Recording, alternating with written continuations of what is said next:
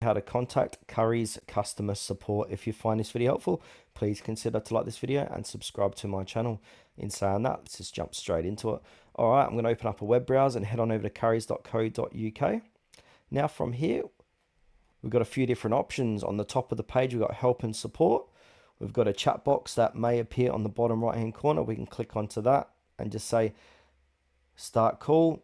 Let's have a live shopping video call, so you can reach out to their customer support here. And at the bottom of their web page, they got on their footer contact us. You can click onto that, contact us. And now we're on their contact page. So if we want to give them a phone call, we can do so by calling this number here, or the place an order, but for anything else, probably call the other number. And you can see the times and dates that are open. And you can also write to them, so get away with words.